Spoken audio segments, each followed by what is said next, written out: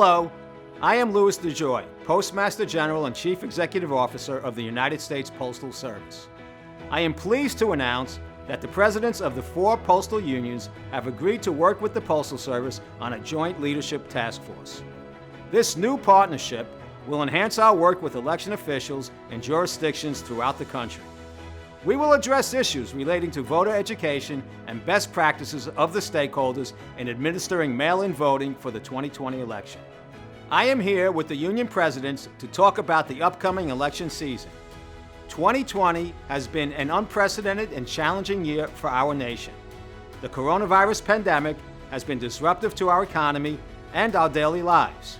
Yet throughout this pandemic, even with all the uncertainties, the men and women of the United States Postal Service have delivered for the American public.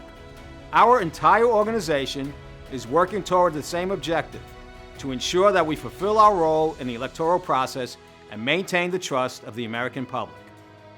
We take great pride in our mission of service to the nation and knowing that our customers can rely on us. And we will continue to be that source of reliability and consistency as we head into the 2020 election season. COVID-19 is still with us, and millions of people will be voting by mail, many for the first time. We are fully committed to ensuring that every voter can rely upon the men and women of the United States Postal Service to deliver ballots and other election mail securely, accurately, and on time.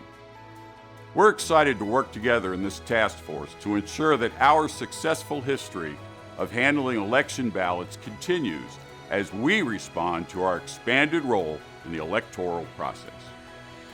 The men and women of the Postal Service live, work, and serve in every community in America, large and small, rural and urban. We are committed to enabling the voting process for thousands of election jurisdictions and to connect our customers to their nation through the electoral process.